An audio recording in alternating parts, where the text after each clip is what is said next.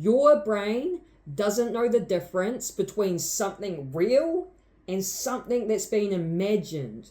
Your secret weapon is your imagination. It is an extremely powerful tool to get what you want in your reality. So in this video, I'm going to share why this works, a bit of the science behind it. I'm going to share some experiments that have been done that prove imagination and mental rehearsal gets results. And I'm also going to share my own personal story of applying this for the last 10 months and what's been happening in my life. So I'm so excited to share that. So firstly, why does imagination and mental rehearsal work? Your subconscious mind is controlling 95% of your outer reality. All your results in life is directly controlled by your subconscious programming. Now, you can basically use your imagination and mentally rehearse in the mind and trick your subconscious mind into believing it's real so that your subconscious mind brings it into reality. How cool is that? So you have the conscious mind that can either accept or reject an idea. The subconscious mind only accepts. So everything that's given to it, it will accept it, and then it'll start attracting these things into reality for you.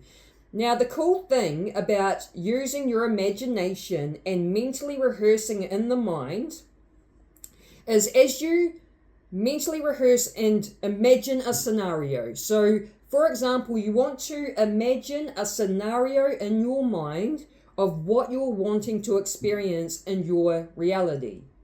And by doing this, by imagining this scenario, let's say, for example, you want to be a multi-millionaire. So the scenario in the mind that you imagine is you walking up to your ATM machine, you're putting your card in, you put your PIN code in, and wow, I have $10 million in my bank account. This is incredible. As you imagine this scenario in your mind, you are firing and wiring neurons in the brain. So we have Hebb's law. Cells that fire together wire together. So by using your mind to imagine this scenario, you start firing and wiring neurons in the brain, and through repetition, you want to commit to doing this every single day. Consistency is the key, because through repetition, you're going to keep firing and wiring those same neurons until it becomes hardwired. Once it becomes hardwired, it's moved into your subconscious mind, and then it will be brought into your reality. Now, as you imagine this scenario, you visualize whatever it is you're wanting to bring into your reality. You want to then get emotionally involved. So the idea is that you are using your mind to create this experience. And because the end result of an experience is an emotion or a feeling. So by using the mind to imagine this scenario as if it's really happening, like you're really there and it's actually happening, will help you to feel those emotions of it actually happening. The emotions is really important for this. You want to feel the emotions of the wish fulfilled. You want to feel as if this is really happening and get really excited in those, emotions like, wow, this is so cool. And that is what makes you magnetic, which causes you to attract these things into your reality. So to recap, you want to go into meditation, mentally rehearse this scenario so you start firing and wiring neurons in the brain, and through repetition they will become hardwired, and then that's when the subconscious will bring it to you. And then you want to get emotionally involved into this mental rehearsal, this imagination, this scenario. Those emotions is what makes you magnetic to draw these things to you. Another key aspect to this is feeling the gratitude for having this thing before you receive it. So you want to feel grateful for it as well. Thank you, universe. This is so amazing. And that's when you will bring it in. Now I'm going to share 2 experiments that prove how powerful imagination is and that mental rehearsal does work. The first experiment was a piano experiment. So they had 3 groups of people. The first group had to play a tune on the piano every day for 5 days. I can't remember how long they had to play the tune for. It might have been like an hour a day, but it was the same tune every day for 5 days. The second group were the group that were mentally rehearsing it. So they were playing the same tune but in their minds. And the third group did nothing. So over these 5 days, they did brain scans on each of these groups. I'm going to show you these brain scans. And as you can see, the first group who were playing the tune on the piano and the second group that was mentally rehearsing playing this tune on the piano have very similar brain scans. So the people that were mentally rehearsing changed their brains as if they were actually playing this tune. How crazy is that? Now, the second experiment was a finger strengthening exercise. So the first group was the group that had to basically exercise their finger on their left hand, contract and relax, and they had to do 5 one-hour sessions per week for 4 weeks. The second group mentally rehearsed, so they did it in their minds of the same finger exercise over the same timetable. So they weren't activating any of their muscles. They were just doing it in their mind. And then the third group was the control group, so they did nothing. Now, what the results were after these 4 weeks was group 1 had an increase of 30% in muscle strength compared to the control group. The people that were mentally rehearsing it had a 22% increase in muscle strength without even lifting a finger. They just did it in their minds and they still gained some strength, 22% strength in their finger. How crazy is that? They were able to change their bodies by using their imagination and their mind. They've also done the same experiment with bicep curls. The people were, the first group physically doing the bicep curls. The second group were mentally rehearsing bicep curls. And yes, the people mentally rehearsing gained strength in their biceps. So your imagination is extremely powerful. The problem is a lot of us are using it in a negative way. And this is because we live in a negative world. A lot of us have negative thoughts and negative feelings or negative programming. And, a lot of times we use our imagination in a negative way. Like, for example, you imagine the worst case scenario. You imagine things going wrong. What if this happens? Or what if that happens? So you're using your imagination in a negative way. And we don't want to be doing that because now we understand it's extremely powerful. So you want to start using your imagination to imagine the best scenario, the best outcome. What if that goes right? What if this happens instead, Now, I want to share my own personal story of applying this over the last 10 months. So I started in November. We're now in August.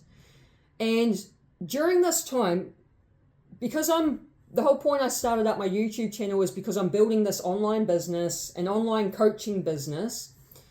And when I first started applying mental rehearsal, I was wanting to, manifest my business. And for those first couple of months, I remember having the thoughts of I don't know how to get started. I need to find a mentor. I need someone to show me the ropes. I'm not going to be able to figure this out by myself. So, I was mentally rehearsing during November, December, January. Not much was happening in those first couple of months. Sometimes there can be a bit of a time delay, and that's okay. You just got to keep being consistent. But by the time we got towards, I think, the end of January, I ended up attracting in a one-on-one coach to show me the ropes. I didn't go looking for him. He came to me, he found me.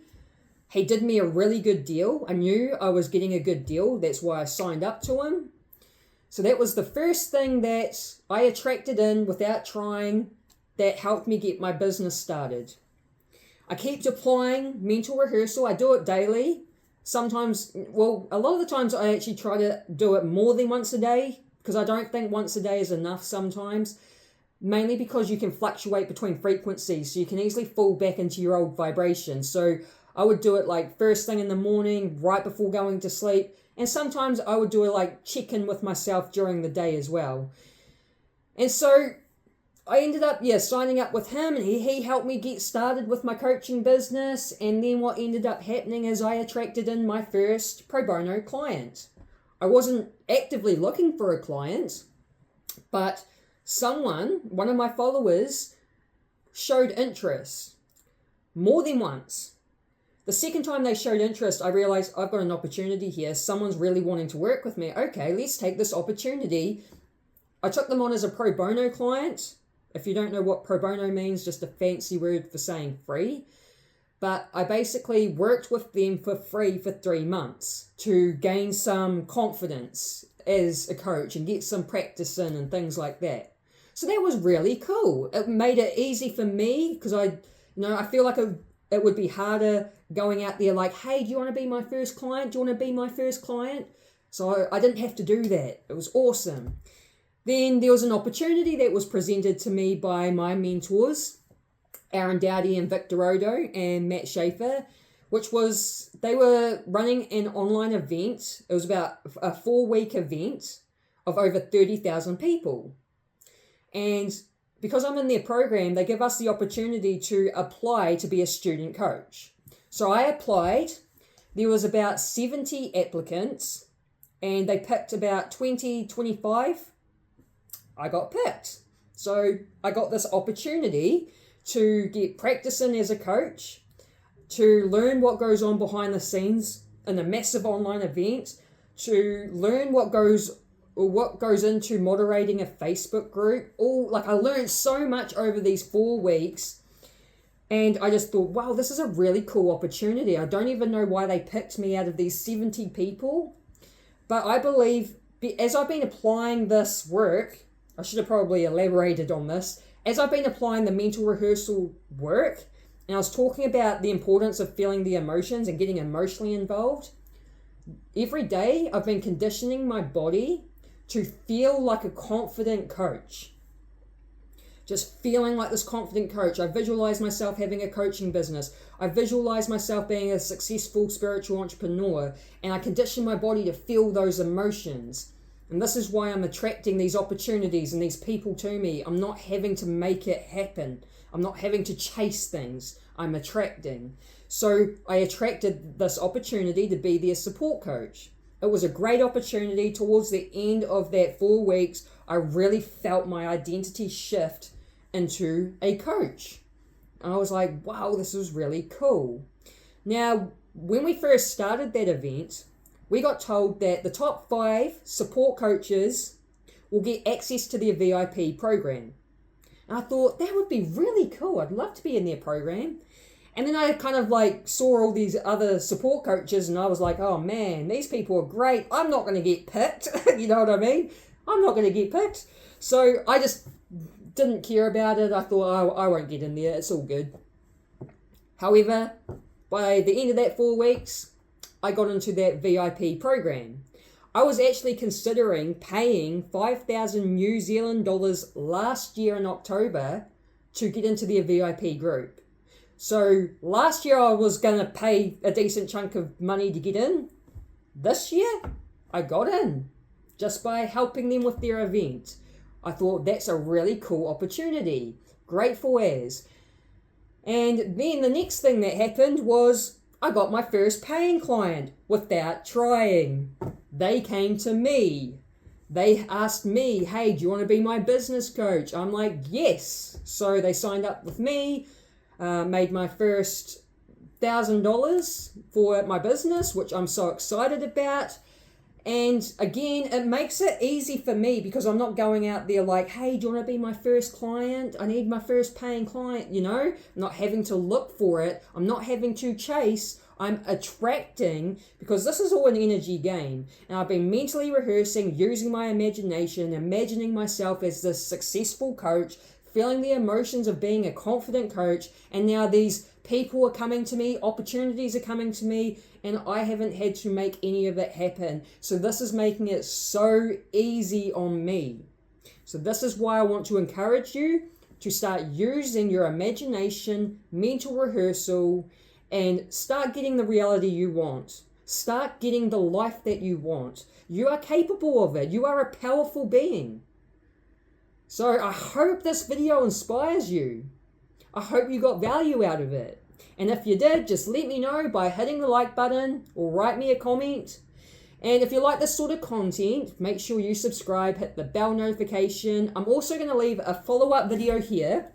It's 5 things blocking manifestation. So it's kind of good to be mindful of what can block your manifestation so that you don't do these things so you're able to get the results you want. So check that video out and have an awesome day.